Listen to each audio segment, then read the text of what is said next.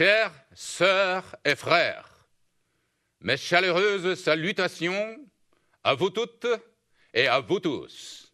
C'est un vrai plaisir pour moi de pouvoir vous parler en cette occasion et de vous exprimer mon amour fraternel pour vous tous, pour vous toutes, et de traiter le sujet dont on va parler aujourd'hui pour savoir quel est le genre de sujet qu'on doit traiter à cette époque de l'année.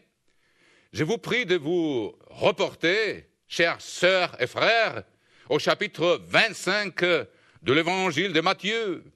Chapitre 25, nous allons voir quelle est l'admonition, ou disons les commandements du Christ pour l'Église et ses ministres, pour qu'ils pourvoient du pain spirituel à ses brebis. Alors, si vous voulez, s'il vous plaît, vous reportez au chapitre 24 de l'évangile de Matthieu, et nous allons voir au verset 45. Chapitre 24, verset 45, les paroles du Christ pour nous, et c'est la raison par laquelle j'ai choisi les sujets dont on va parler aujourd'hui. Nous allons voir d'abord pourquoi. Chapitre 24, verset 45 de l'évangile de Matthieu. Quel est donc le serviteur fidèle et prudent que son maître a établi sur ses gens pour leur donner la nourriture au temps convenable? Voilà, c'est très important de comprendre quel est le temps où on se trouve maintenant, à cette époque de l'année. Heureux ce serviteur que son maître à son arrivée trouvera faisant ainsi. Je vous le dis en vérité, il l'établira sur tous ses biens. Donc c'est le travail, c'est la labeur de l'Église de donner la nourriture en son temps, en saison, en la saison convenable. Dans quelle saison nous trouvons-nous, chères sœurs et frères? Nous venons de rentrer de la fête des tabernacles. Nous avons été énormément bénis spirituellement et physiquement avec cette fête merveilleuse que le monde ne connaît pas, mais que nous pratiquons en suivant les traces du Christ qui montait toutes les années, en la saison, à la fête des tabernacles et à toutes les autres fêtes de l'Éternel. Il nous a donc donné l'exemple que nous devons suivre. Et nous avons été énormément bénis, on s'est réjouis devant la présence de notre Dieu dans les lieux qu'il a choisis, et aussi les uns et les autres en goûtant le fruit de l'esprit abondamment, la croissance spirituelle des frères et des sœurs qui ont grandi au fur et à mesure pendant l'année et qui viennent se présenter devant la présence des dieux. C'est pourquoi la fête est tellement merveilleuse et chaque fête doit être meilleure que la précédente parce qu'il faut qu'il y ait de la croissance spirituelle. Vous savez, cette offrande qu'on présente 3 fois par an devant l'Éternel, cette offrande physique dont nous allons étudier maintenant la signification, n'est qu'un symbole de la croissance spirituelle que l'Éternel espère de nous au fur et à mesure que le temps passe, cette croissance de préparation spirituelle de l'épouse pour qu'elle soit prête pour le mariage de l'agneau. Donc, mes amis, pourquoi donc ce sujet à cette époque-ci? La fête des tabernacles est une fête des récoltes. Et Dieu, même avant la création de l'univers, il avait un plan qu'il avait conçu avant les commencements des siècles. Nous allons voir ça, mes amis, c'est très profond. Si on peut se remonter à l'éternité qui nous précède, avant la création de l'univers, Dieu avait un plan qu'il a tracé. Déjà, il connaissait, il savait la création qu'il allait faire et qu'il y aurait 3 récoltes sur la planète Terre.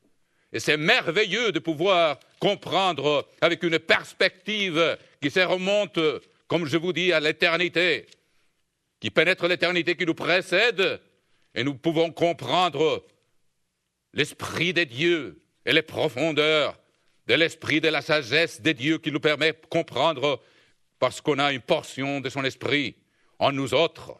Donc, je vous invite, chers sœurs et frères, reportez-vous à l'épître adressée à Tite par l'apôtre Paul, épître à Tite, et nous allons voir que Dieu, avant même la création de l'univers, que nous pouvons comprendre facilement que c'était au moment où le temps a commencé, le moment où on pouvait commencer à compter les jours, les heures, les jours, les semaines, les mois et les années.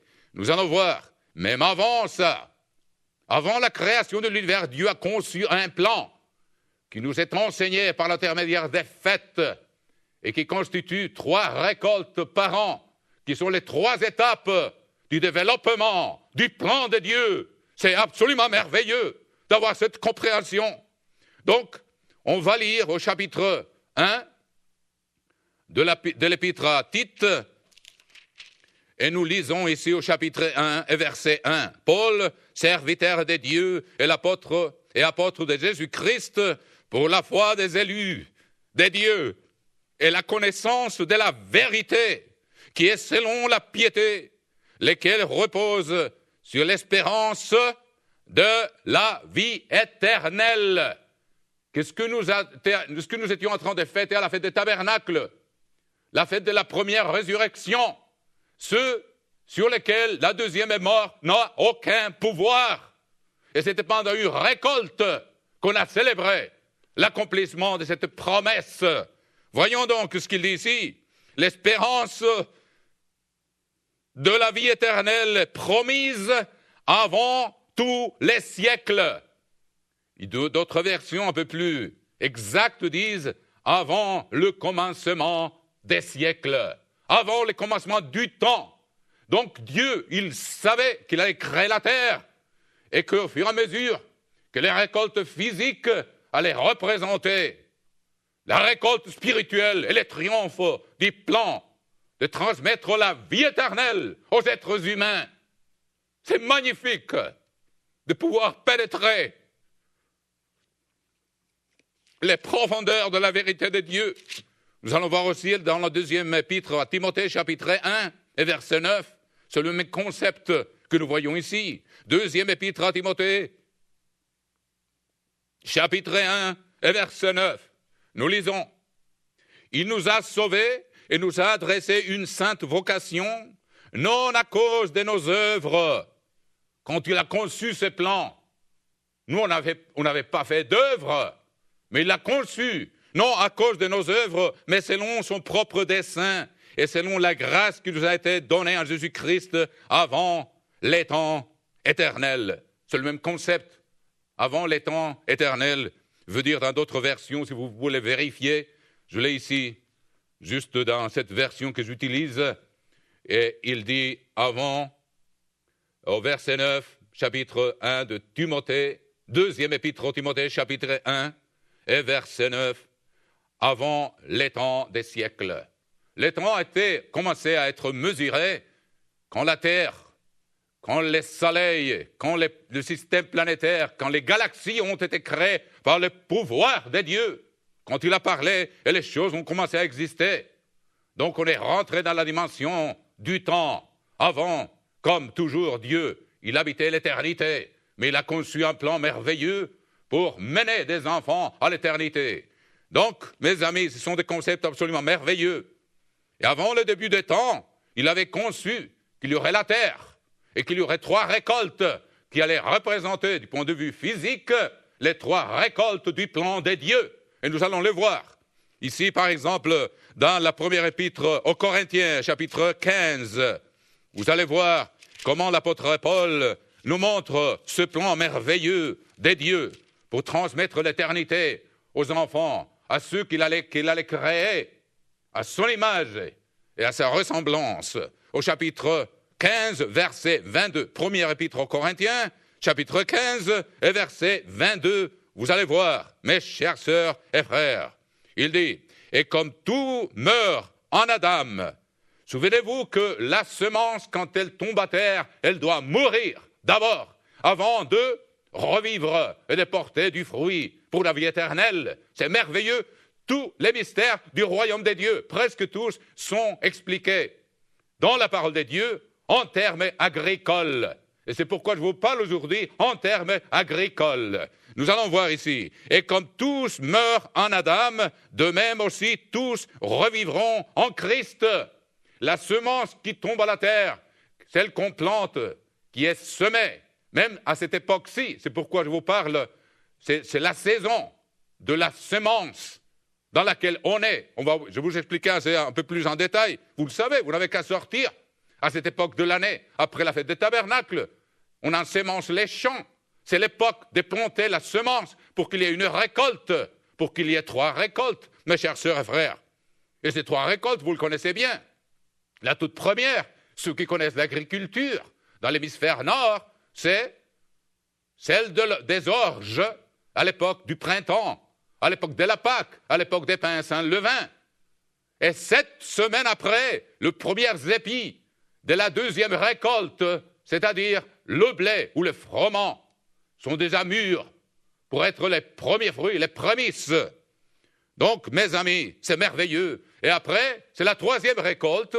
On récolte les olives et bien sûr, tout d'abord, les raisins pour le vin, et puis les olives, et puis les grenades, et puis les figues, et tous les fruits de l'été. Il y a donc 3 récoltes dans si vous voulez, dans l'agriculture du point de vue du Moyen-Orient, de Jérusalem, mais même de l'Europe, qui est facile pour nous à comprendre la sagesse merveilleuse de Dieu que nous allons expliquer un peu plus en détail. Donc, 15, 22, première épître aux Corinthiens, 15, 22, et comme tous meurent en Adam, de même aussi tous revivront en Christ, mais chacun en son rang. Ça veut dire en son ordre. Il y a 3 récoltes l'une après l'autre. Voyons Christ comme prémisse. Prémisse, il est en train de parler en termes agricoles, mes chers amis. Puis ceux qui appartiennent au Christ, c'est la 2e récolte. Donc le Christ est le premier. C'est à l'époque de la Pâque. C'est à l'époque où il meurt, il est resté 3 jours et 3 nuits au sépulcre, dans la tombe, et puis il est ressuscité au 3e jour, au moment où on présentait la première gerbe des orges. Mes chers amis, Dieu l'avait déjà conçu auparavant. Donc on continue. Puis ceux qui appartiennent au Christ, ça vient 7 semaines après. Je vais vous démontrer dans la Bible ce qui, parfois, on a grandi dans les villes. La plupart d'entre vous, peut-être, ce sont des gens qui n'ont connu que la civilisation moderne, qui n'est pas attachée à la terre, mais nous, on va y retourner. Quand le Christ va retourner, ça sera une société agricole. Puis ceux qui appartiennent au Christ, c'est la 2e récolte, lors de son avènement, c'est le jour des trompettes, c'est la nouvelle naissance de ceux qui ont été engendrés. Vous savez, le jour de la Pentecôte représente l'engendrement par l'Esprit. Mais quand on est engendré, on est encore de la chair. Il y a encore une loi dans nos membres qui veut nous mener captifs à la loi du péché. Et c'est par la force de l'Esprit qu'on reçoit, quand on s'est repenti, qu'on a le pouvoir de vaincre jour après jour. Et les vainqueurs naîtront à nouveau le jour où la 7e trompette va sonner. Et c'est la nouvelle naissance. Il y a parfois de la confusion chez les frères avec ces concepts, mais c'est très simple. Quand Saint-Esprit a été donné, on était encore de la chair, des os, de la chair et du sang, chez les apôtres, le jour de la Pentecôte. Mais quand on naîtra de nouveau, ça sera le jour des trompettes, quand il n'y aura pas de levain dans notre corps. C'est pourquoi les prémices du jour de la fête de la Pentecôte ont du levain. Mais quand le Christ reviendra, ceux qui auront vaincu ce levain, ils seront ressuscités, immortels, sans levain, sans chair, sans la loi du péché dans leurs membres. Ils seront parfaitement purs, comme le Christ a été quand il est ressuscité et il a été présenté le lendemain, comme vous le savez bien, ce premier jour de la semaine, à l'heure où le suprême sacrificateur offrait la gerbe devant Dieu dans les temples. Il a dit à Marie Magdalène, ne me touche pas, je ne suis pas encore monté chez mon Père. J'espère que vous comprenez tout ça, parce que tout le plan de Dieu est expliqué en termes agricoles, comme je viens de vous le dire. On va y revenir un petit peu. mais chacun en son rang, Christ comme prémisse, puis ceux qui appartiennent au Christ lors de son avènement, les vainqueurs, ceux qui ont reçu la sémence, qui ne représentaient pas le jour de la Pentecôte, et qui ont grandi, et qui ont vaincu le jour de la 7e trompette, ils seront nés, une nation, un seul jour, comme il est écrit dans l'apôtre Ésaïe. Et puis, ensuite viendra la fin. C'est la 3e récolte, c'est les fruits de l'été. C'est tellement simple, c'est tellement merveilleux. Comment Dieu, il a tracé son plan. Quand il remettra les royaumes à celui qui est Dieu, le Père. C'est-à-dire, une fois que le plan aura été fini, que le Christ sera l'instrument qui a mené ses plans au grand succès, bien sûr, par le pouvoir du Père en lui, il va remettre tout au Père quand la 3e récolte, après la fin du jugement du grand trône blanc. Donc, il remettra les royaumes au Père pour qu'ils soient tous, tout en tous, quand ils deviendront tous des esprits, des êtres spirituels. Mes amis, c'est absolument merveilleux. Donc, pourquoi je vous fais cette introduction? Nous allons voir dans le livre du Lévitique, s'il vous plaît, le livre du Lévitique, nous allons voir les 3 récoltes et pourquoi il est tellement important de comprendre ces concepts puisqu'on est éloigné de la terre. Maintenant, la plupart d'entre nous, on n'a pas la connaissance, on n'a pas appris avec les mains concrètement en la pratique de l'agriculture. Mais Dieu veut que nous apprenions l'agriculture spirituelle comme nous allons l'expliquer ensuite en ce sermon avec l'aide de Dieu. Vous voyez au chapitre Lévitique, chapitre 23, rapportez-vous s'il vous plaît, au livre du Lévitique, chapitre 23 et verset 9. Et vous voyez un sous-titre ici qui a été ajouté par les éditeurs qui dit « L'Éternel, la fête des prémices ». Nous allons voir qu'il y a 2 fêtes de prémices. Les prémices sont le premier fruit d'une récolte. Il ne peut avoir qu'une seule prémisse. Enfin, il faut qu'il y ait 2 récoltes pour qu'il y ait 2 fêtes des prémices. Nous allons le voir tout de suite. D'abord, c'est les prémices de la première récolte. Chapitre 23, verset 9. Rapportez-vous, s'il vous plaît, chapitre Lévitique 23, verset 9. L'Éternel parla à Moïse et dit, « Parle aux enfants d'Israël et tu leur diras, quand vous serez entrés dans les pays que je vous donne et que vous y ferez la moisson. » Souvenez-vous que les enfants d'Israël ont traversé le Jourdain à l'époque de la Pâque. Après avoir traversé le fleuve, ils ont gardé la Pâque. Et après, pendant la semaine des pains sans levain, c'est quand Jéricho a été détruit, mes chers amis. Donc, il parle ici en cette saison. Il y a eu référence donc à la saison de la Pâque, le printemps.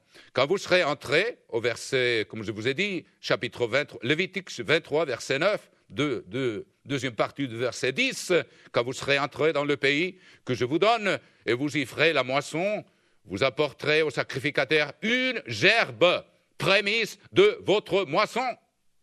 Il agitera des côtés et d'autres la gerbe devant l'Éternel, afin qu'il soit agréé. Le sacrificateur l'agitera du côté et d'autre le lendemain du sabbat. Le Christ, je ne dois pas vous expliquer ça, je crois que c'est clair dans votre esprit, le Christ est ressuscité à la fin du sabbat hebdomadaire, n'est-ce pas? Pas du sabbat de la fête de pain, le premier jour des pains sans levain. Il est ressuscité à la fin du sabbat. C'est le premier jour de la semaine, quand il était déjà ressuscité la veille, quand les femmes sont venues au sépulcre. J'espère que vous comprenez ça. C'est à l'époque au moment où il est sorti du sépulcre, quand c'était la fin du sabbat, où la première gerbe des orges a été coupée, en donnant exactement l'accomplissement à ce qu'il avait dit. Je ne suis pas venu pour détruire la loi ou les prophètes, mais pour accomplir. Il l'a accompli littéralement. Au moment où il sortait du tombeau, le suprême sacrificateur, il fallait qu'il coupe la première gerbe des orges pour l'offrir le lendemain. Et le Christ, il est sorti à la fin, 3 jours et 3 nuits. Je ne veux pas m'arrêter à l'expliquer. J'espère que vous le connaissez bien. C'est une connaissance merveilleuse de l'Église des dieux, le pilier de la vérité, que j'espère que vous avez tous bien clair en votre esprit. Donc on continue ici au chapitre 23. Quand vous serez dans le pays, comme je viens de vous le lire au chapitre 23 du Lévitique, et au verset 10, deuxième partie, vous serez entrés dans le pays que je vous donne et vous y ferez la moisson. Vous apporterez au sacrificateur une gerbe prémisse de votre moisson. Il agitera de côté et d'autre la gerbe devant l'Éternel afin qu'elle soit agréée. Le sacrificateur l'agitera de côté et d'autre le lendemain du sabbat. Donc c'est au moment où le sabbat était fini la veille que le sacrificateur, parce qu'on pouvait déjà travailler, a coupé la toute première gerbe des orges qui représentaient le Christ, le premier-né parmi les morts. Ces grains de gerbe, ces grains d'orge étaient morts. Le grain d'orge était mort, comme le Christ avait été mort, comme il avait dit. Il faut que la semence meure. Et le Christ, le premier qui est sorti de la terre, comme les orges, c'est la première récolte qui sort de la terre, dans l'hémisphère nord. Mes amis, à l'époque du printemps, il a accompli, et c'était conçu par lui et par son Père, quand ils étaient le Verbe et Dieu, avant, quand ils habitaient l'éternité, avant la création des planètes et le commencement des siècles, comme je viens de vous l'expliquer. Mes amis, c'est merveilleux d'avoir une perspective absolument unique du plan de Dieu, qu'aucun philosophe, aucun théologien n'a jamais compris, mes chers amis, et qui était révélé à ceux qui ont un cœur d'enfant, parce que Dieu l'a caché des savants de ce monde. Donc, le jour, c'était très intéressant, donc, qu'ici au verset 23 et chapitre 23, verset 11, on parle du moment où on présente cette gerbe devant l'Éternel. C'est quand le Christ a dit à Marie-Madeleine, ne me touche pas, je ne suis pas encore monté chez mon Père. Il attendait l'heure où le sacrificateur, le lendemain du sabbat, allait lever cette gerbe et l'agiter devant la présence de Dieu. Et lui, il s'est présenté devant son Père au ciel en lui donnant l'accomplissement merveilleux, littéral, exact à cette loi qui était déjà écrite ici, et en accomplissant les paroles qu'il avait dites. Je ne suis pas venu pour abolir la loi ou les prophètes, mais pour accomplir. Il l'a accompli exactement. C'est merveilleux. Afin qu'elle soit agréée, il a été accepté par le Père. Je crois que c'était une rencontre absolument merveilleuse et émouvante quand le Christ est venu se présenter après la mort, après avoir souffert la crucifixion, après avoir souffert jusqu'à l'extrême, mes chers amis, d'être enterré pendant 3 jours et 3 nuits, être ressuscité par le pouvoir de Dieu, son Père, de se présenter chez lui et dire « Mon Père, la mission est accomplie, c'est le triomphe de ton plan, en pleine marche. » Et nous, on est la deuxième partie de ces plans. On espère qu'on sera des vainqueurs, mes chers amis. C'est pourquoi je vous parle aujourd'hui de ce sujet. Vous allez vous voir pourquoi. Pour être vainqueur, il faut cette présence de Dieu en nous, cette discipline absolue, cette dédication totale, avoir un contact personnel continuel avec Dieu. Autrement, on ne pourra pas vaincre. Nous, on n'a pas le pouvoir de nous-mêmes, mes chers amis. Donc, le Christ a été accepté. Mais vous regardez, par exemple, la Pentecôte, au verset 15, et on parle d'autres prémices. Ça doit être une deuxième récolte.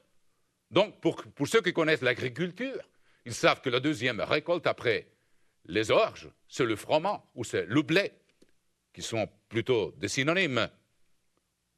Au chapitre 23, verset 15, depuis le lendemain du sabbat, Lévitique 23, verset 15, depuis le lendemain du sabbat, du jour où vous apporterez la gerbe qui sera agitée du côté d'autre, c'est-à-dire les orges devant Dieu, le Christ représenté comme ce qui est sorti tout d'abord de la terre.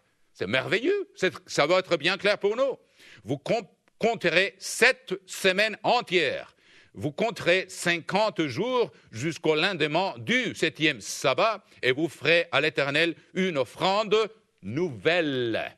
Ça veut dire qu'il fallait que ce soit une autre récolte pour que l'offrande soit nouvelle. Autrement, ce serait une vieille offrande parce que la toute première a été faite 7 semaines avant. Vous apporterez de vos demeures 2 pains pour qu'ils soient agités des côtés et d'autres. Ils seront faits avec 2 dixièmes de fleurs de farine et cuits avec du levain. Le jour de la Pentecôte, mes chers amis, quand l'Esprit de Dieu est venu, ils étaient des êtres physiques. Nous, quand on reçoit le Saint-Esprit, on est des êtres physiques avec une loi qui veut nous mener captifs à la loi vers le péché.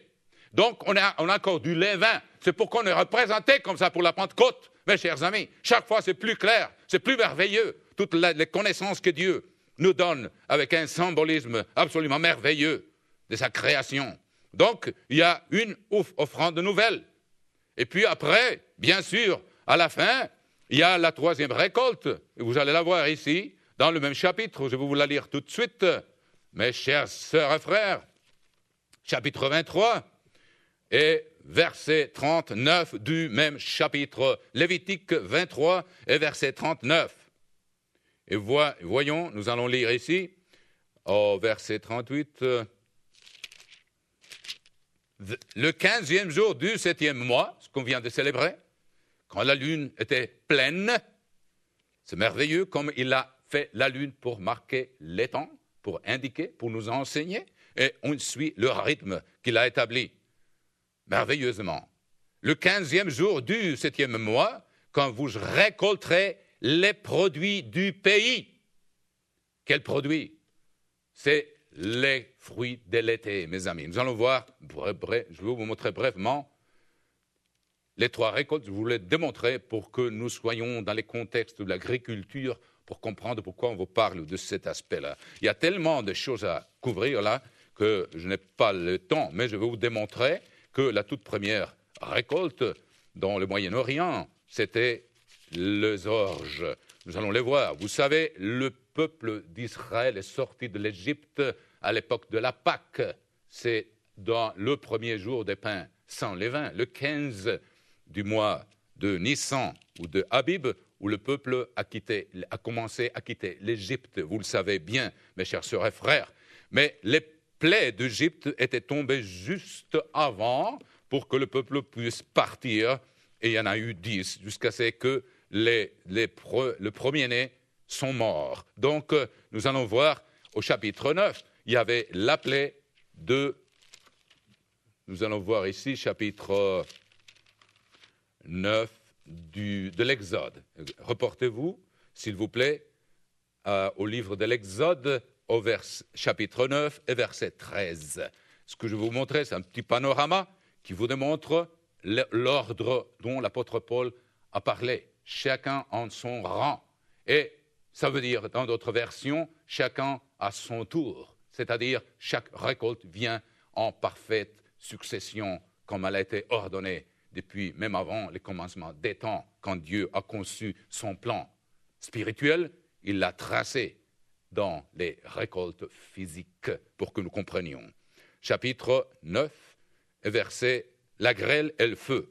Au chapitre 9, verset de l'Exode, chapitre 9, reportez-vous, s'il vous plaît, au verset 31, et vous allez voir la preuve. C'était l'Égypte, c'est la même région, dont les récoltes viennent dans le même rang. Et nous allons voir ici l'ordre de l'une et après l'autre. Au verset 31, l'Exode, chapitre 9, et verset 31, reportez-vous là, s'il vous plaît. Nous allons voir comment la Bible s'interprète elle-même. Les lins et l'orge avaient été frappés parce que l'orge était en épi.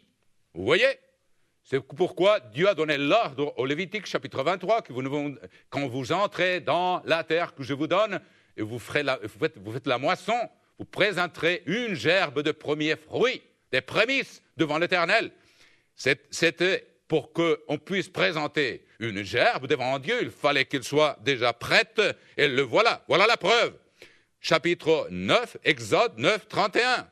Le lin et l'orge avaient été frappés par la grêle, parce que l'orge était en épi, et que c'était la floraison du lin. Le froment, ou le blé, qui mûrit 7 semaines après, le voilà merveilleusement décrit par la parole de Dieu.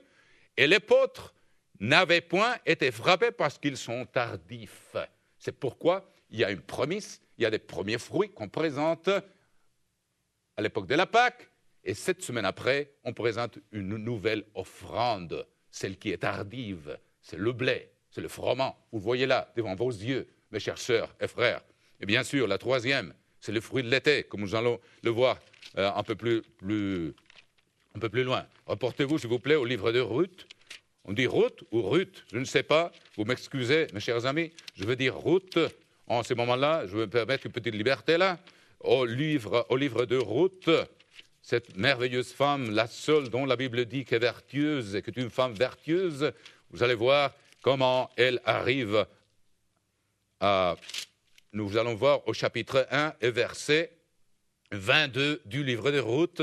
Ainsi revinrent du pays de Moab, chapitre 1, verset 22. Naomi et sa belle-fille Ruth, la Moabite, elles arrivèrent à Bethléem au commencement de la moisson des orges. Au commencement de la moisson des orges. Ils les mettent tout d'abord, les orges, donc il y a un ordre. Et puis, reportez-vous au chapitre 2 du même livre, et nous allons voir le dernier verset, verset 23. Elle resta donc avec les servantes, je suis en train de lire Ruth, chapitre 2, verset 23. Elle resta donc avec les servantes de Boaz pour glaner jusqu'à la fin de la moisson des orges et de la moisson du froment. Elle demeurait avec sa belle-mère. Vous voyez? Encore l'ordre, chacun en son rang. Premier épître aux Corinthiens, chapitre 15, verset 22. C'est magistral comment Dieu il a conçu son plan, mes chers sœurs et frères. Maintenant, pour une preuve, troisième preuve, et puis on a fait une quatrième, et je crois que ça doit suffire. Rapportez-vous, s'il vous plaît, au chapitre, nous allons voir de nouveau qu'il y en a 3, comme c'était ordonné par Dieu. Dans l'Exode, vous allez voir au chapitre 23, verset 14 du livre de l'Exode. Rapportez-vous à l'Exode, chapitre 23, et verset 14. Et puis nous lisons là, mes chers sœurs et frères, 3 fois par année, chacun en son rang, 3 récoltes que Dieu a conçues, même avant les commencements des siècles, pour nous montrer dans les récoltes physiques, les plans spirituels où il allait récolter des enfants de la terre, est né après de l'esprit. C'est merveilleux, mes chers sœurs et frères. C'est un trésor de connaissances qu'on ne doit jamais négliger.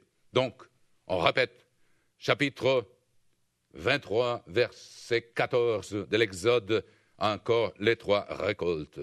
Chapitre 23, verset 14, 3 fois par année, tu célébreras des fêtes en mon honneur. Tu observeras la fête des pains sans levain. Première, pendant 7 jours, au temps fixé, dans le mois des épis. Exactement. Quels épis? Les épis de l'orge. Nous l'avons déjà démontré par la grêle en Égypte. L'orge était la toute première d'être en épis. Donc, à cette époque-là, c'était la seule récolte dont les prémices pouvaient être présentées devant la présence de Dieu. Tu mangeras des pains sans levain comme je t'en ai donné l'ordre. Et puis, au verset 16, tu observeras la fête de la moisson, des prémices de ton travail. On a déjà vu, on présente une nouvelle offrande, c'est la moisson du blé. Et nous allons le démontrer tout de suite. Et puis, des prémices de ton travail, de ce que tu auras semé dans les champs. Et la fête de la récolte à la fin de l'année, quand tu recueilleras des champs le fruit de ton travail. Ce sont les fruits de l'été, comme je vous ai dit. C'est représenté surtout par les raisins, la récolte de vignes avec lesquelles on fait le vin, et après les olives avec lesquelles on fait l'huile d'olive. 3 fois par année, tous les hommes se présenteront devant l'Éternel. Et puis, nous allons voir donc que la deuxième, ici, dans le livre de l'Exode, chapitre 34, c'est merveilleux. Je m'arrête un peu là, dans ces concepts, mes amis, pour revoir un peu la perspective éternelle et merveilleuse du plan auquel on prend part, duquel on en est parti, mes chers sœurs et frères. Chapitre 34 et verset 22. Exode, rapportez-vous de nouveau au livre de l'Exode, chapitre 34 et verset 22. Nous allons voir. Tu célébreras la fête des semaines. Nous avons vu, il fallait compter 7 semaines complètes. Tu célébreras la fête des semaines des prémices de la moisson du froment. Voilà, c'est bien clair. J'espère que je ne dois plus ajouter, je vais encore ajouter une autre preuve pour que ça soit clair en notre esprit que Dieu a tracé son plan en termes agricoles et que nous devons appliquer ces principes à notre vie spirituelle, comme je veux l'expliquer à continuation. La récolte, et puis la fête de la récolte à la fin de l'année. Bien sûr, c'est l'huile et surtout le vin, bien sûr, comme c'est présenté une fois après l'autre, chacun en son ordre. Nous allons voir la dernière preuve, mes amis, de l'ordre des récoltes au 2e livre de Samuel. Reportez-vous, s'il vous plaît, au chapitre 21, verset 9 du 2e livre de Samuel. Samuel, chapitre 21, 2e livre de Samuel, chapitre 21 et verset 9. Voici, c'est tellement clair, c'est merveilleux de voir les plans des dieux représentés en l'agriculture, mes chères sœurs et frères. Donc, au chapitre, reportez-vous, comme je vous viens de vous le dire, au 2e livre de Samuel, chapitre 21, et puis on va lire le verset 9. Je suis en train de chercher. Et il le livra entre les mains des Gabaonites, qui les pendirent sur la montagne devant l'Éternel. Tous les 7 périrent ensemble. Ils furent mis à mort dans les premiers jours de la moisson, au commencement de la moisson des orges. Le voilà. Au commencement, le premier jour de la moisson, au commencement de la moisson des orges. Donc, pourquoi je passe le temps, et puis, une dernière, si vous voulez, une mention du fruit de l'été, nous allons le voir un peu plus concrètement expliqué, qui est la 3e moisson. Vous savez, il y a le Christ, il y a ceux qui appartiennent au Christ, quand il retourne comme l'épouse du Christ, et puis il y a la 3e récolte que le Christ va présenter devant le Père à la fin du jugement du trône blanc. C'est merveilleux. La grande multitude que personne ne peut compter. C'est le triomphe du plan des dieux. Bon, rapportez-vous, s'il vous plaît, au chapitre 40 de Jérémie. Jérémie 40, verset 10. Jérémie 40, verset 10. Nous allons voir encore une preuve de la 3e récolte pour que nous comprenions un peu plus clairement le plan merveilleux, magistral que Dieu a conçu avant le commencement des siècles. Chapitre 40, verset 10 de Jérémie, regardons. Donc, au verset 10, les versets ne sont pas clairement marqués ici par des espaces dans la page, donc je me perds un petit peu. Mais vous patientez, mes chères sœurs et frères. Chapitre Jérémie 40, verset 10. Voici, je reste à Mispa pour être présent devant les Chaldéens qui viendront vers nous. Et vous faites la récolte du vin, des fruits d'été et de l'huile. Mettez-les dans vos vases et demeurez dans vos villes que vous occupez. Souvenez-vous que le temple a été détruit le 9 du mois de Ab. Ça, plus ou moins, c'est le mois d'août. Souvenez-vous que quand les espions sont retournés explorer la terre, quand ils ont été envoyés explorer la terre au chapitre 14 du livre des Nombres, ils ont rapporté des raisins. Il fallait les porter entre 2 personnes, une grappe gigantesque, mes chers amis. Donc, vous avez ici clairement mentionné les fruits de l'été et l'huile, mettez-les dans vos vases et demeurez dans vos villes que vous occupez. Donc, c'est incroyable, disons, c'est merveilleux de voir tout expliqué clairement par la Bible. Donc, dans quelle époque on est maintenant?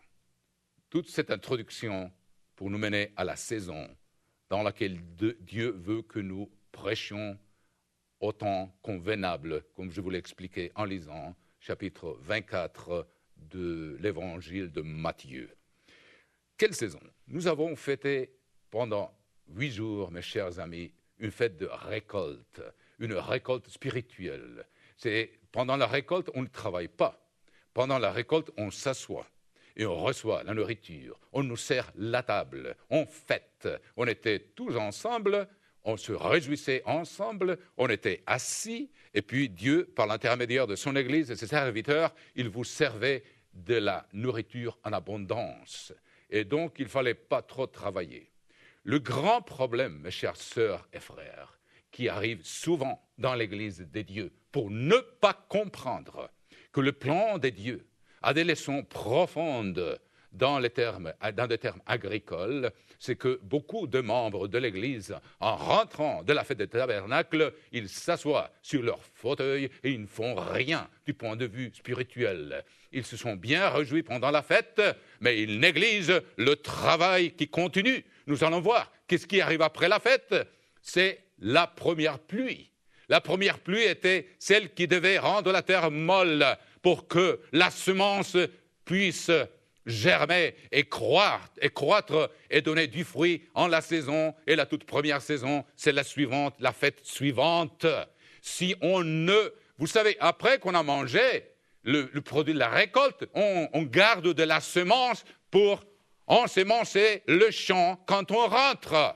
Souvenez-vous que nous, on est fait de la poussière de la terre, mes chers amis. Et le Christ, il a expliqué dans la parabole du semeur comment il y a un parallèle magnifique entre notre corps qui est fait de la terre et le travail qui nous attend. Si nous voulons faire les choses en la saison, si nous voulons croître, si nous voulons présenter un fruit devant Dieu quand la prochaine fête va arriver.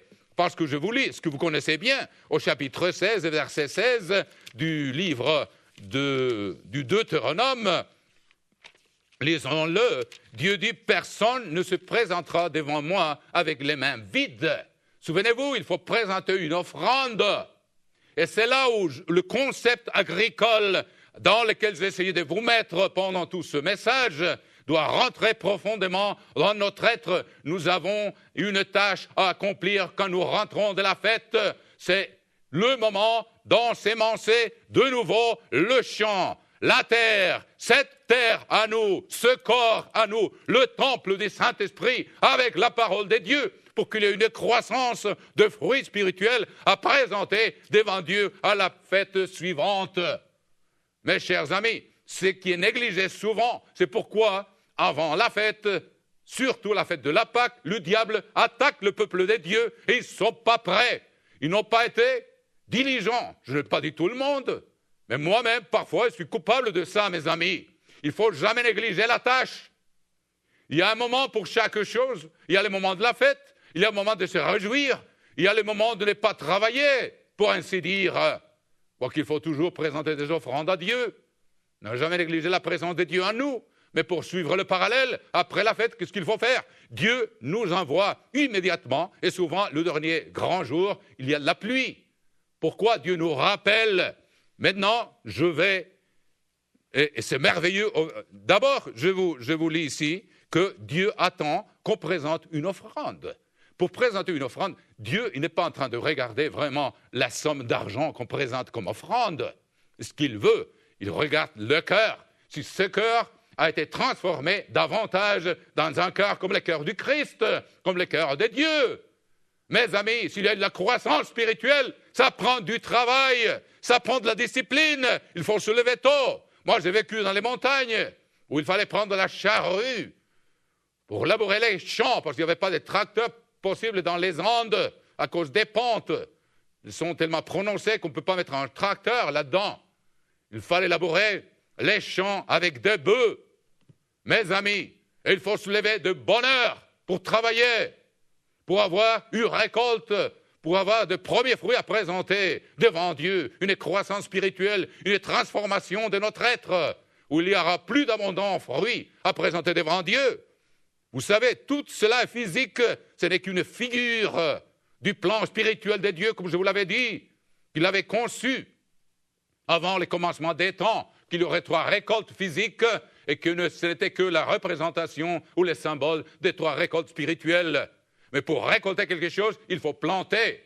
Il faut planter, il faut travailler, mes chers amis. Donc nous allons voir, chapitre 16, verset 16, 3 fois par année. Pourquoi? Il y a 3 récoltes. Il y a 3 fêtes des récoltes. La toute première, c'était les orges. On l'a déjà démontré à satiété, mes amis. 3 fois par année, tous les hommes d'entre vous se présenteront devant l'Éternel, ton Dieu, dans les lieux qu'il choisira à la fête des pains sans levain.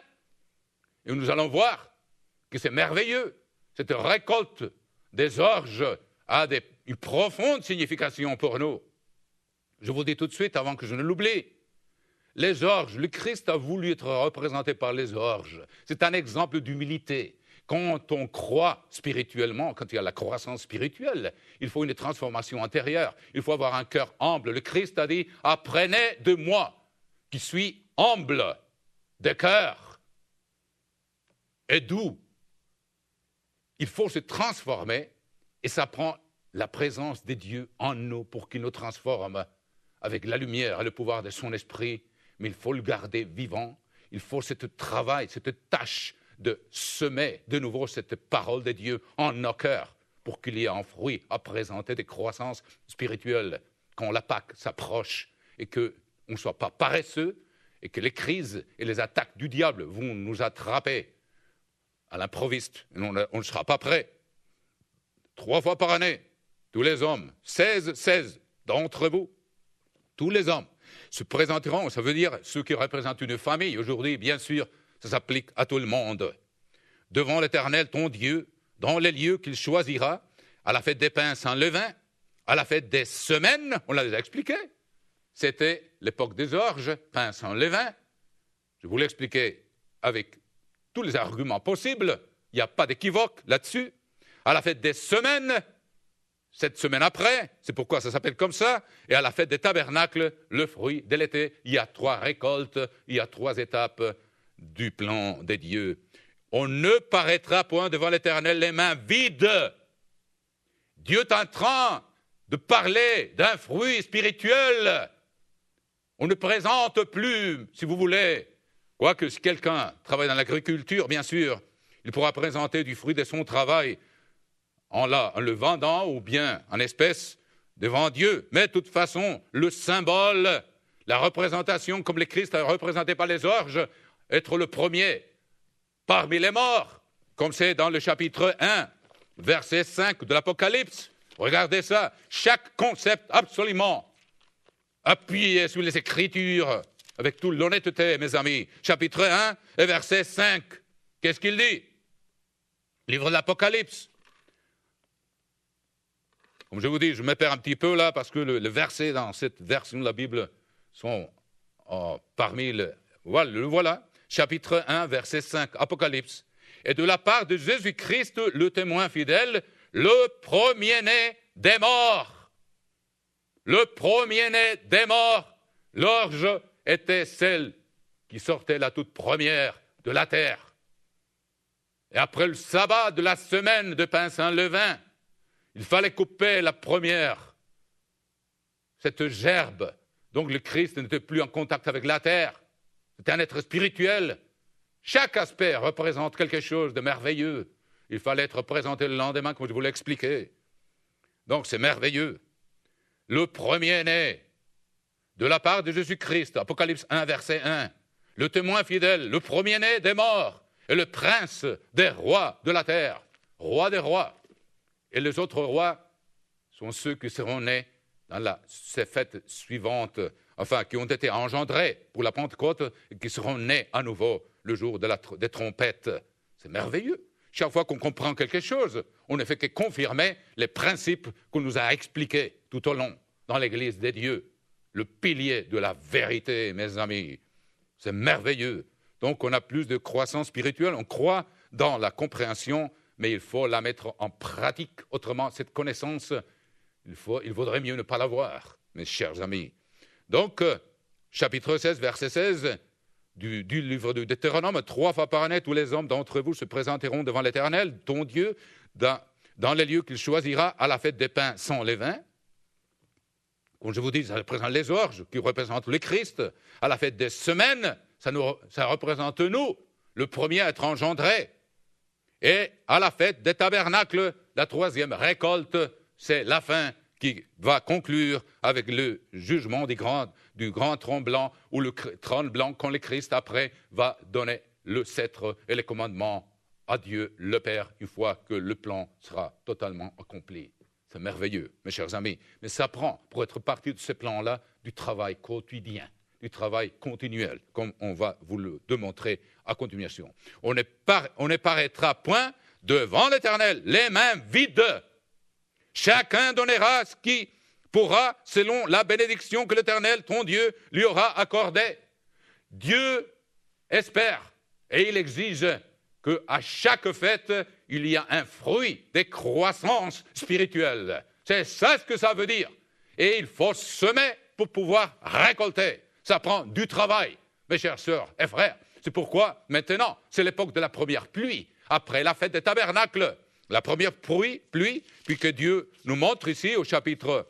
D'ailleurs, j'allais vous expliquer avant que je n'oublie que le Christ est cette première récolte et il nous donne un exemple d'humilité. C'est pourquoi, à l'époque de la Pâque, la continuation, c'est la fête des pains sans levain. Le levain nous gonfle l'orgueil, la vanité, la tromperie. Quand on ne se comprend pas soi-même, on ne se voit pas tel qu'on est. On doit se voir sous la lumière de la vérité des dieux qui nous pénètre dedans et nous montre notre nature, mes amis, de laquelle on doit avoir horreur pour que Dieu puisse demeurer en nous. Donc, comme ça, il y a la croissance spirituelle quand il y a de l'humilité. Nous, on diminue et le Christ, il augmente en nous. Pour qu'on puisse dire, comme l'apôtre Paul, je ne vis plus, c'est le Christ qui vit en moi. Je suis crucifié avec lui, je mis à mort tout ce qui s'opposait à la connaissance et à la loi des dieux. C'est pourquoi notre lutte est la lutte quotidienne et ça demande un travail constant, continuel. Donc, le Christ est cette première récolte. Et vous voyez, si on n'a pas planté, si on n'a pas gardé le contact avec lui tout au long de l'année, à partir de la fête de Tabernacle jusqu'à la fête suivante, on n'aura rien à présenter devant Dieu, il n'y aura pas de croissance spirituelle, on aura les mains vides. Même si on a une certaine somme d'argent, Dieu, il espère ça, c'est représenté comme ça, mais il espère aussi une croissance spirituelle. Comment on peut avoir cette croissance spirituelle à partir de maintenant jusqu'à la fête de la Pâque qui viendra, la toute prochaine, mes chers amis? Ça prend de la discipline. Vous savez, le Christ, il s'est levé de bonne heure. Moi, quand j'habitais dans les montagnes, il fallait se lever quand il faisait encore noir. On ne voyait pas beaucoup. Il n'y a que les étoiles dans la montagne et la lune qui nous illuminaient le matin pour aller commencer à travailler, à préparer les bœufs et la charrue pour commencer à labourer. Et on va voir que les parallèles sont absolument magnifiques, mes chères sœurs et frères, pour qu'ils puissent avoir de la croissance spirituelle. Mais si vous regardez au chapitre 6, verset 6 du livre de l'Apocalypse, vous voyez le symbole de la toute première récolte pour laquelle on doit commencer à planter maintenant, en avoir ce contact quotidien avec le Christ. Chapitre 6, verset 6 du livre de l'Apocalypse. Regardez, il dit « Et j'entendis au milieu des 4 êtres vivants ». Apocalypse, rapporté à l'Apocalypse 6, 6. Et j'entendis au milieu des 4 êtres vivants une voix qui disait « Une mesure de blé pour un denier ». Le blé nous représente à nous. Et après, qu'est-ce qu'il dit? 3 mesures d'orge pour un denier. Le blé 3 fois plus cher que les orges. Le Christ nous donne un exemple d'humilité. Ça représente l'époque de la Pâque des pains sans levain. Si on a eu le contact de la discipline continuelle, notre ego, notre moi aura diminué et la présence du Christ aura grandi en nous. Et on aura quelque chose à présenter en croissance spirituelle devant Dieu à l'époque de la Pâque et des pains sans levain. Mais ça prend du travail, mes chers amis. Quelle est l'époque où on est maintenant? Nous allons voir ici au chapitre 15 du livre du Deutéronome comment Dieu, chapitre 11, pardon, Dieu, il mentionne le deux pluies. La pluie, la toute première pluie, celle qui prépare la terre pour que la semence puisse pousser, bien sûr, et puis la pluie qui vient plus tard. Et la première pluie commence après la fête des tabernacles. C'est incroyable, c'est merveilleux de voir que pendant une récolte, on garde quand même de la semence pour semer, pour avoir quelque chose à présenter pour la suivante. Ce cycle auquel Dieu permet que nous, on soit soumis, c'est le cycle annuel qui nous permet une croissance spirituelle jusqu'à ce qu'on ait conclu le plan que Dieu avait pour chacun de nous et pour les prémices. Et ça va continuer, bien sûr, pour le reste, pour la suivante récolte, chacun en son rang. Donc, il y a tellement de choses à dire. mais je vous le montre ici. Par exemple, les pluies.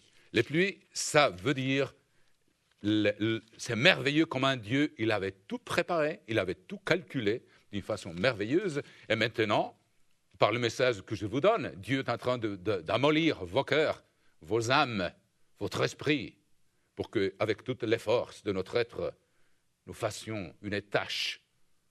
Il faut labourer cette terre à nous pour que la sémence, la présence du Christ et de Dieu en nous soit plus forte et que nous, on diminue et que la croissance spirituelle soit évidente. Ici, vous voyez au chapitre 11, verset 13 du livre du Deutéronome, chapitre 11, verset 13,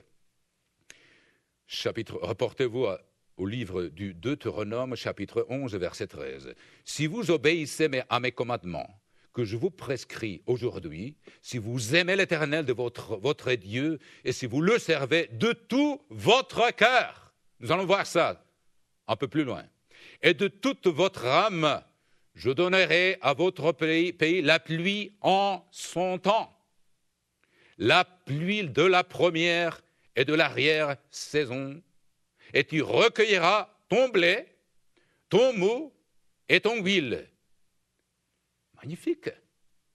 Si vous consultez des dictionnaires ou des encyclopédies ou des commentaires bibliques, vous savez que la pluie, la première pluie de l'arrière-saison, comme il l'a mentionné ici, elle vient juste après la fête des tabernacles, parce qu'il faut aller planter la semence qu'on a reçue. Nous, on a reçu la parole de Dieu en abondance pendant la fête, avec une grande abondance, tous les jours, parfois 2 fois par jour, on était servi la parole de Dieu. Comment le Christ, à qui compare-t-il la parole de Dieu? Reportez-vous, s'il vous plaît, au livre de Luc, mes chers amis, au chapitre 8.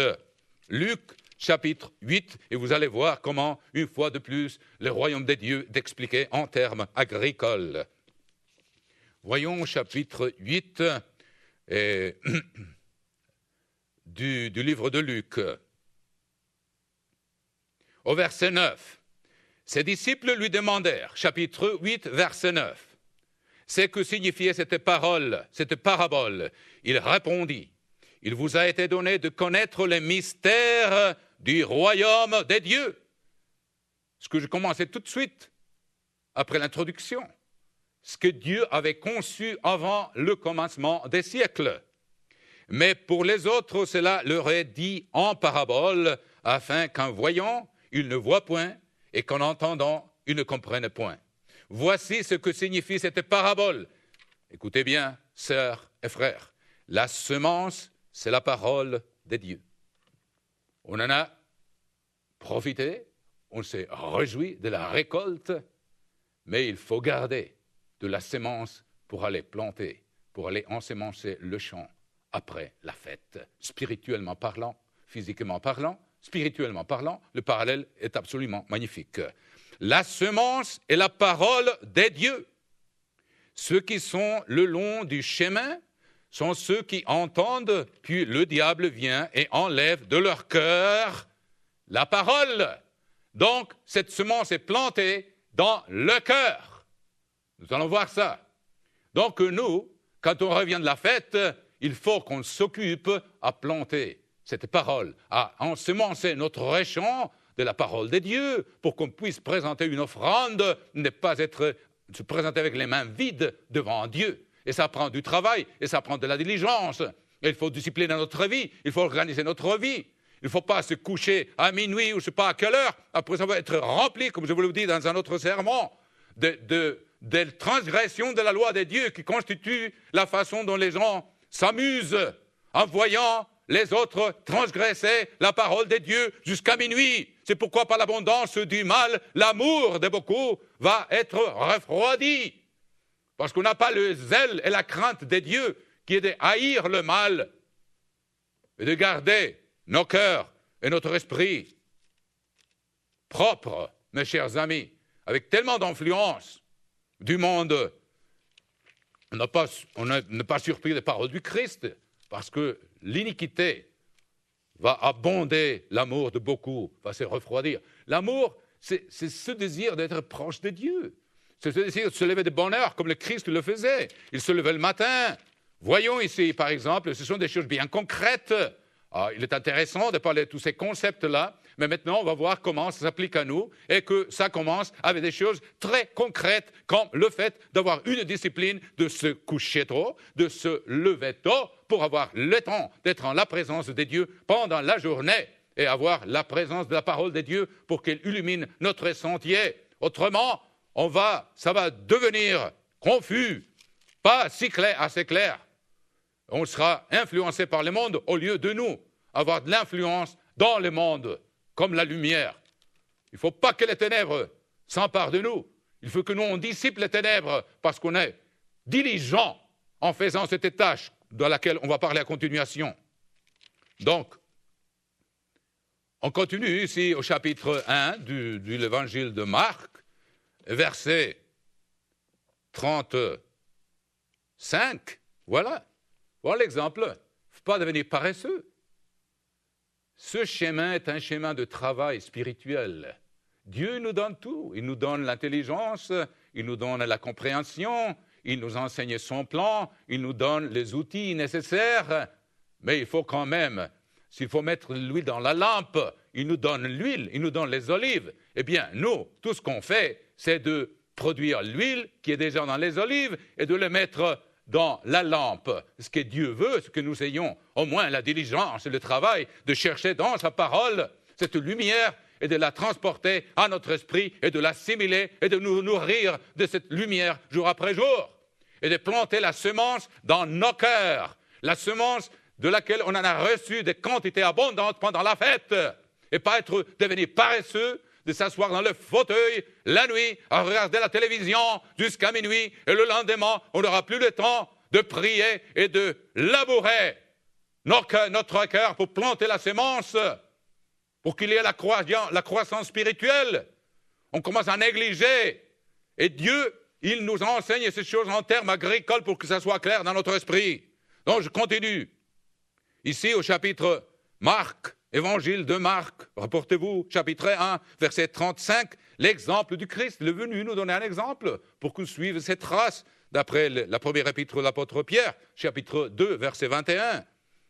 Marc 1, 35, vers le matin, pendant qu'il faisait encore très sombre. Voilà l'exemple du Christ. Quand j'habitais dans la montagne, il faut se lever le matin, quand il était encore très sombre, pour aller labourer la terre. Et nous, on est la terre, on est fait de la poussière, mes amis. On doit se lever et labourer, comme on va le voir tout de suite après. Il se leva et sortit pour aller dans un lieu désert où il pria. Voilà, dans un lieu désert où il pria le matin. Et puis le soir, il faisait la même chose. Mes amis, ne négligez jamais. Il est venu nous donner un exemple pour que nous apprenions à être en contact continuel avec lui, avec son Père, pour que les ténèbres du monde ne soient pas celles qui vont nous vaincre, mais que nous, on va les vaincre avec la lumière de Dieu qui est en nous. Par exemple, si vous lisez dans ce même évangile, il y a un exemple aussi du Christ, il y en a plusieurs exemples où il priait le soir aussi. Par exemple, laissez-moi voir, je trouve ici dans l'évangile de Marc, au chapitre 6, quand il a multiplié les pains, chapitre 6 du même évangile, quelques chapitres un peu plus loin, on est chapitre 1 ici, rapportez-vous au chapitre 6, et puis au verset 45 du même évangile, et vous voyez l'exemple du Christ, cette discipline, disciple. Nous, on est des disciples du Christ, le disciple, il se discipline comme son maître. Donc, au chapitre 6 et verset 45, nous voyons ici, chapitre 6, aussitôt après avoir donné à manger à toute cette multiplication des pains, qui commence le récit au verset 30, aussitôt, verset 45, aussitôt après, il obligea ses disciples à monter dans la barque et à passer avant lui de l'autre côté vers Bethsaïda, pendant que lui-même renverrait la foule. Quand il l'eut renvoyé, il s'en alla sur la montagne pour prier. Le soir étant venu, la barque était au milieu de la mer et Jésus était seul à terre. Voilà l'exemple du Christ, mes amis. Donc, qu'est-ce qu'on fait alors après la fête? On a reçu la sémence en abondance. Le Christ il nous dit dans la parabole du semeur, dans le chapitre 8 de Luc, que cette semence est plantée dans le cœur.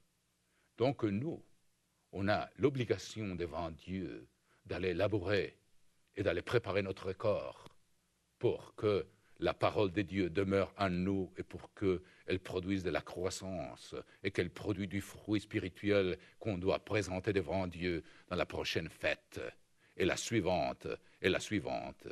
Vous savez, par exemple, je vais vous montrer un exemple merveilleux qui nous enseigne encore comment le Christ, il se levait le matin pour prier. On peut comparer la prière au fait de labourer la terre. Dieu a dit à Adam, et nous, on est les descendants d'Adam, tu es de la poussière. Nous, on a un corps physique, mais ce corps physique devient aussi le temple de la présence de Dieu, où il y a l'esprit, il y a l'âme, et puis il y a le cœur, et puis il y a la force pour travailler.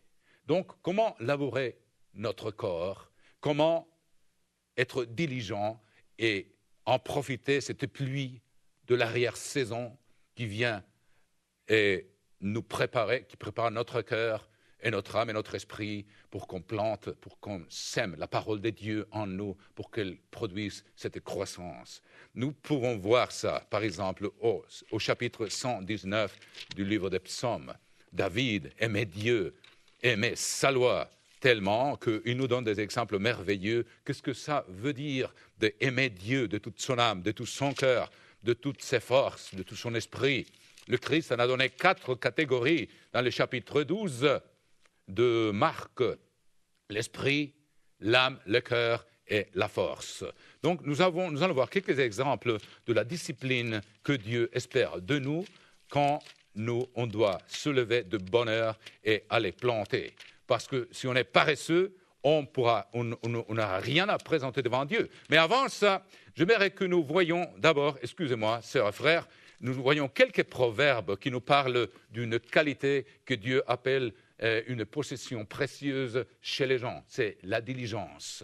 C'est cette habileté de travailler parce qu'on aime ce qu'on fait. Voyons le livre. Portez-vous au livre des Proverbes et nous allons voir des parallèles absolument magnifiques qui maintenant ont une application spirituelle sans aucun doute. Au chapitre 20 du livre des Proverbes, reportez-vous là-bas, chers sœurs et frères. Chapitre 20 du livre des Proverbes, et voyons ce que je suis en train de vous expliquer. Chapitre 20, verset 4. À cause du froid, le paresseux ne laboure pas. Le voilà.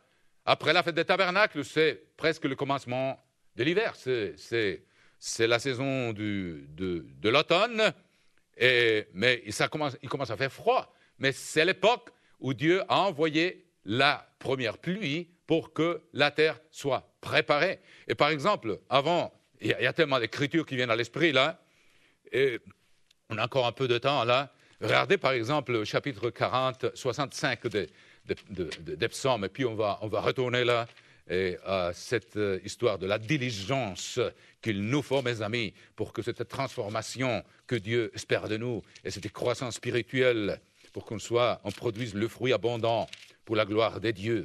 Au chapitre 65, regardons par exemple ici du livre des psaumes. Reportez-vous au livre des psaumes, chapitre 65.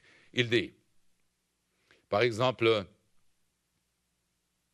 verset 6, « Dans ta bonté, tu nous exauces par des prodiges, Dieu de notre salut, espoir de toutes les extrémités lointaines de la terre et de la mer. Il a fermé les montagnes par sa force, il est saint de puissance. Il apaise le mugissement des mers, le mugissement de leurs flots et le tumulte des peuples. » Ah, voilà, verset 10. Voilà ce qui s'applique à nous d'une façon merveilleuse, très bellement exprimée ici par le psalmiste. Tu visites la terre et tu lui donnes l'abondance. Il veut cette croissance chez nous. Nous, on est fait de la terre. Tu la combles de richesses. On a reçu de l'abondance, de nourriture et de semences pendant la fête. Le ruisseau des dieux est plein d'eau. Vous savez que l'esprit au-dedans de nous coule comme des eaux vivantes. Tu prépares le blé. Voilà, nous, on est représentés par le blé, par le froment. Donc, il nous envoie cette pluie, cette rivière qui vient arroser notre être pour qu'on puisse s'aimer, être, et avoir vraiment de la production pour la gloire des dieux, quand tu la fertilises ainsi, en arrosant ses sillons, en aplanissant ses mottes, tu la détrempes par des pluies. Voilà, c'est la première pluie, c'est pourquoi, parfois, le dernier grand jour de la fête, il y a la première pluie. Dieu nous rappelle, allez travailler, allez vous préparer pour la prochaine récolte, soyez diligents, ne soyez pas paresseux pour la gloire du Père, parce qu'en ce qu'on produit beaucoup de fruits, c'est la gloire du Père, comme vous le voyez bien. Tu la détrempes par des pluies, tu bénis son germe, la semence, tu couronnes l'année de tes biens. Quand on couronne l'année, quand on a présenté les 3 récoltes à la fête des tabernacles, et tes pas versent l'abondance. Les plaines du désert sont abreuvées et les collines sont ceintes d'allégresse. Pourquoi? On a travaillé et puis il y a le blé, il y a les orges qui font du bruit quand les vents soufflent. Les pâturages se couvrent de brebis et les vallées se revêtent de froment. Les cris de joie et les chants retentissent. Donc c'est la joie qui vient après avoir travaillé. Comme l'autre psaume dit aussi, tu mangeras le fruit de ton travail et tu seras heureux. Si on veut être heureux, il faut travailler. Et quel travail plus merveilleux que de planter la sémence des dieux en nos cœurs, en notre esprit. Voyons encore donc quelques proverbes qui nous parlent de la urgence de la diligence. Chapitre 20, verset 4. Proverbes, reportez-vous au livre des Proverbes, chapitre 20, verset 4. À cause du froid, et ça c'est littéral, parfois il est plus difficile quand j'habitais à Strasbourg, dans ma jeunesse, mes chers amis. Et il n'y avait pas de chauffage central, il fallait se chauffer avec du charbon, mais je ne savais pas comment utiliser cette cheminée ou qu'il y avait dans ma chambre. Et le matin, le charbon avait tout brûlé, c'était froid. Strasbourg, c'est froid. L'Alsace, à cause du froid, c'était très dur de sortir du lit le matin pour aller aux classes. À cause du froid, le paresseux ne laboure pas. C'est merveilleux, c'est littéral, mes amis. À la moisson, il voudrait récolter, mais il n'y a rien. Je vous l'ai dit, hein? Là, c'est clair. C'est absolument clair, transparent, merveilleux. Il faut travailler, mes chers amis. Il faut se lever comme le Christ le matin pour labourer notre terre. Voyons quelques autres exemples de la diligence. Chapitre 21 et verset 5. 21 des Proverbes, verset 5. Il dit « Les projets de l'homme diligent ne mènent qu'à l'abondance. » L'homme diligent, les projets ne mènent qu'à l'abondance. Pourquoi? Il est diligent. Il va semer, il va se discipliner, il va se lever de bonne heure.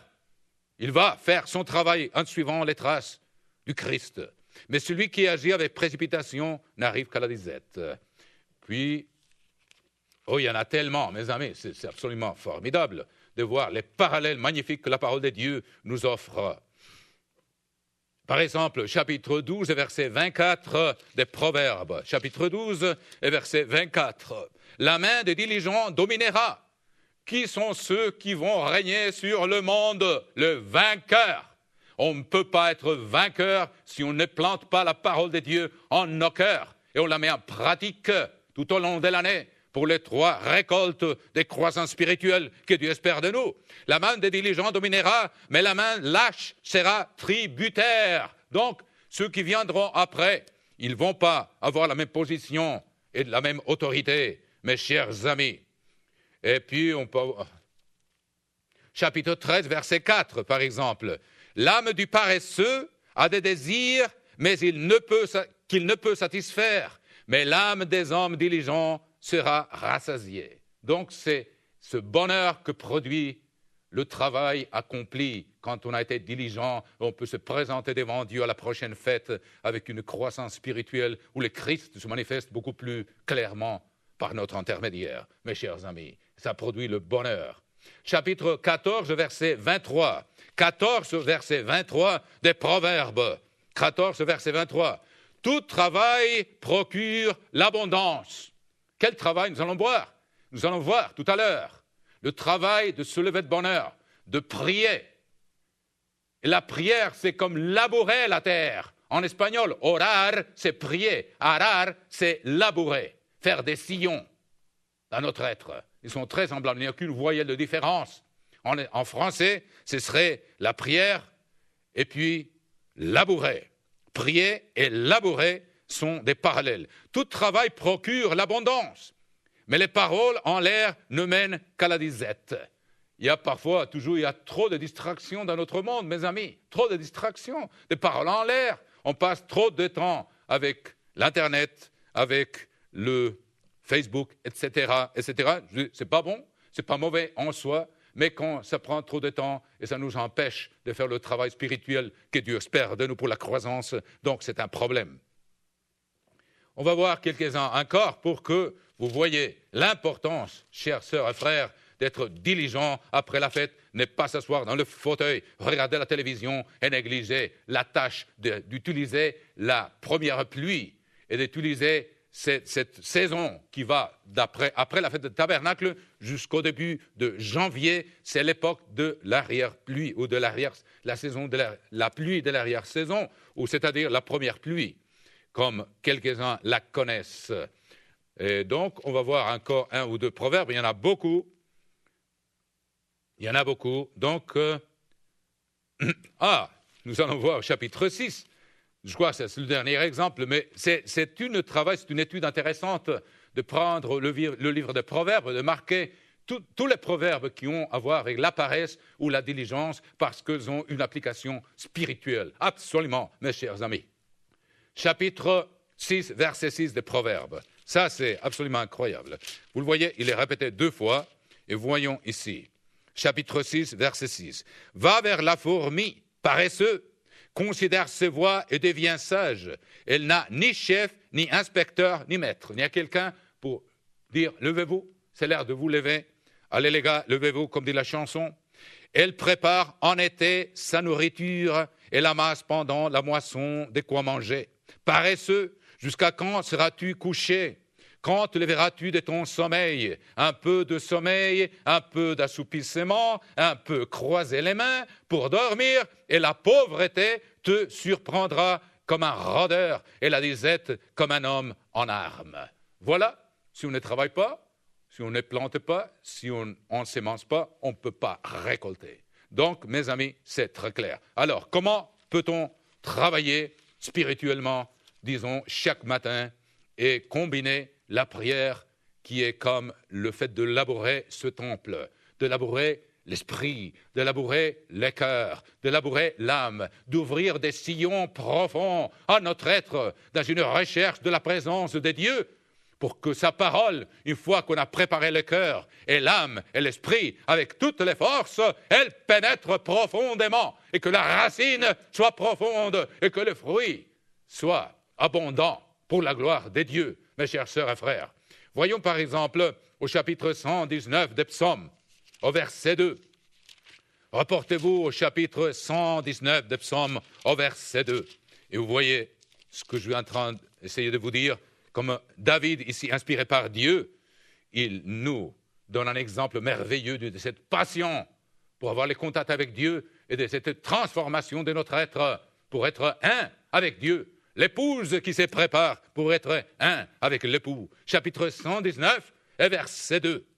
Heureux ceux qui gardent ses préceptes, qui le cherchent de tout leur cœur. Vous voyez, pensez au Christ quand il s'est levé le matin. Là, ce qu'on vient de lire dans le chapitre 1 de Marc. Comment croyez-vous qu'il cherchait la présence de Dieu? Il dit qu'ils le cherchent de tout leur cœur. C'est comme ça que, si vous voulez, en priant, on ouvre des sillons dans le cœur pour qu'après, quand on étudie, si on a cette discipline chaque jour, chaque matin, on prépare d'abord le terrain, on prépare notre corps, on prépare l'esprit, on prépare le cœur, on prépare l'âme pour qu'ils reçoivent après la parole de Dieu profondément et que les racines puissent vraiment pénétrer au très fond de notre être pour que ce soit le pouvoir de Dieu qui nous conduit jour après jour vers la victoire finale, que le cherchent de tout leur cœur, qui ne commettent point d'iniquité. Donc, le cœur, c'est la première chose que Dieu demande. On va voir comment ici, on va voir cette description merveilleuse de l'âme, du cœur, de l'esprit et des forces avec lesquelles la dédication, la diligence avec laquelle on doit travailler, élaborer cette terre de notre corps. On est de la poussière, mais on est composé, d'après la définition des dieux, dans le plus grand des commandements, on a un esprit dans cette poussière, un esprit, mais on a un cœur et on a les forces pour travailler. Voyons par exemple au chapitre 119, verset 10, il dit « Je te cherche de tout mon cœur ». Voilà ce qu'on doit faire pour préparer le cœur, pour que la sémence soit plantée au tréfonds de notre être, chaque matin, chaque soir, comme le Christ nous a donné un exemple. Ne me laisse pas m'égarer loin de tes commandements. Donc, c'est une discipline quotidienne qui nous donne le pouvoir de continuer dans les ténèbres du monde avec la lumière qui nous donne la parole de Dieu. Il dit, c'est une lampe à mes pieds, mais il faut alors l'assimiler d'abord pour pouvoir qu'elle soit une partie de nous. Au verset 11, « Je serre ta parole dans mon cœur ». La parole est la semence qu'on plante dans les cœurs, le Christ l'a dit. On l'a vu dans l'explication de la parole du semeur, au chapitre 8 de Luc. Et qu'est-ce qu'il dit? Je serre ta parole dans mon cœur. Je ne veux pas que l'ennemi, que le diable la prenne et l'arrache de moi. Je la serre, je la plante profondément en mon cœur. Je laboure mon cœur, afin de ne pas pécher contre toi. Ça doit être tous les matins, toutes les soirées, pour qu'il y ait la croissance. Mes chers sœurs et frères, ça prend de la diligence. Je serre ta parole dans mon cœur, afin de ne pas pécher contre toi. C'est merveilleux. Donc voyons par exemple ici, au verset 18, ça a à voir avec l'esprit. Si on prie d'abord et on prépare cette terre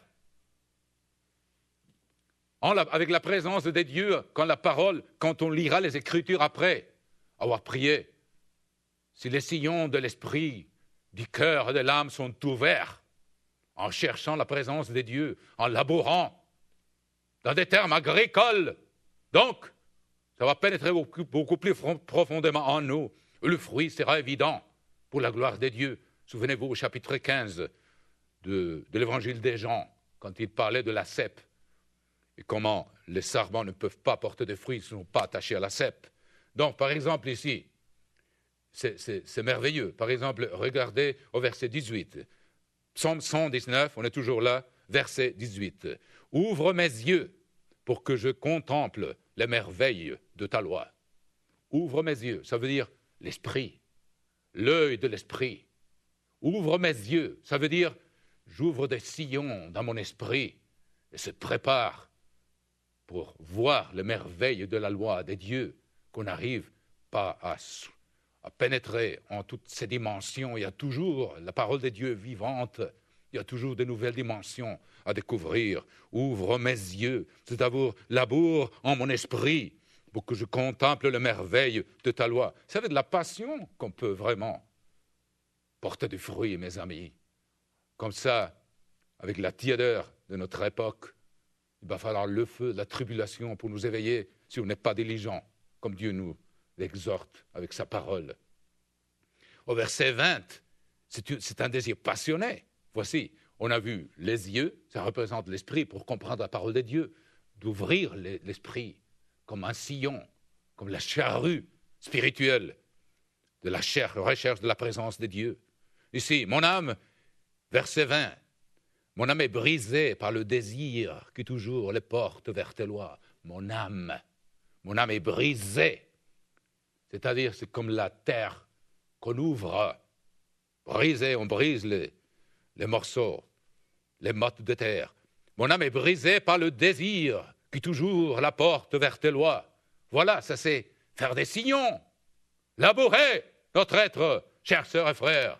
C'est merveilleux. Verset 25, on voit encore l'âme. Mon âme est attachée à la poussière. On est la poussière. On vient de le lire. Rends-moi la vie selon ta parole. C'est-à-dire, prépare mon âme pour que ta parole l'illumine et pour qu'elle soit aussi la semence qui va me rendre la vie éternelle. C'est merveilleux. Mon âme est attachée à la poussière. Rends-moi la vie selon ta parole. Voilà, on ouvre des sillons profonds dans l'âme et on cherche la présence de Dieu. Verset 27, fais-moi comprendre, ça c'est pour l'esprit, n'est-ce pas? Comprendre la voie de tes ordonnances, et je méditerai sur tes merveilles. Voilà, mes amis, c'est l'opération quotidienne de labourer la terre pour qu'on puisse présenter un fruit de croissance à la prochaine fête, mes chers sœurs et frères. Verset 27, mon âme, fais-moi comprendre la voie de tes ordonnances, et je méditerai sur tes merveilles. Voilà, la méditation, c'est quand ça commence à pousser des racines profondes. Puis on continue. Au verset 28, il dit, mon âme, pleure de chagrin, relève-moi selon ta parole. Donc l'âme se prépare pour recevoir la parole chaque matin, comme ceux qui s'élèvent de bonne heure pour aller labourer les champs et ouvrir des sillons pour planter la semence. Donc le parallèle, c'est pourquoi j'ai pris tellement de temps à vous expliquer que le plan de Dieu est expliqué dans des paraboles avec un symbolisme profond. Verset 33, enseignez-moi, ça veut dire mon esprit veut apprendre la voie de tes statuts pour que je la retienne jusqu'à la fin, pour qu'elle pousse des racines profondes en moi. Enseignez-moi. Il faut demander à Dieu. Autrement, notre lecture de la parole de Dieu est superficielle. Il faut qu'elle soit profonde comme des sillons qu'on ouvre avec la charrue et le zèle. 35, verset 35, mes amis, incline mon cœur à tes préceptes et non vers les gains. Il y a un autre il y a tellement de merveilles ici. Je cherche un verset que j'aime beaucoup. J'espère le trouver. Je ne le trouve pas maintenant, mais il y en a beaucoup d'autres. Il dit, je suppliais ta présence de tout mon cœur. Vous pouvez le trouver là quelque part. Je suppliais, chapitre 119 de Psaume. Et il est là. Oui, verset 58. Verset 58, c'est comme ça qu'on doit prier tous les matins. 58. Et comme ça, la transformation, comme ça, la croissance sera évidente, sera beaucoup plus rapide. Je t'implore, verset 58, je t'implore de tout mon cœur, aie pitié de moi. Et dans ma version ici, il dit, j'implore ta présence de tout mon cœur. Je t'implore de tout mon cœur, verset 58, aie pitié de moi selon ta promesse. Donc, on va voir quelques-uns encore. Au verset 64, ce désir de comprendre et que Dieu soit notre enseignant. Comme il dit, ils ont été tous enseignés par Dieu. La terre, ô Éternel, est pleine de ta bonté, enseigne-moi tes statuts. La terre est pleine de ta bonté, on a déjà étudié comment la terre rend trois récoltes et représente le plan de Dieu. Donc, on va encore au verset 81, encore le désir passionné pour la parole de Dieu. 81, mon âme languit après ton salut, j'espère en ta promesse. Donc, mes amis, je crois que je vous ai démontré avec les parallèles magnifiques que Dieu nous enseigne en sa parole, quelle est notre tâche maintenant. Il ne faut pas être paresseux, il faut être diligent, il ne faut pas aller s'asseoir après la fête à rien faire, il faut être diligent en train de planter cette parole de Dieu dans les tréfonds de notre être, par des sillons profonds dans les cœurs, dans l'âme et dans l'esprit, pour que cette parole pénètre, pour que les racines viennent jusqu'en la profondeur de notre être et que Dieu soit glorifié pour le fruit qu'on va présenter à la prochaine fête et qu'on n'aura pas les mains vides.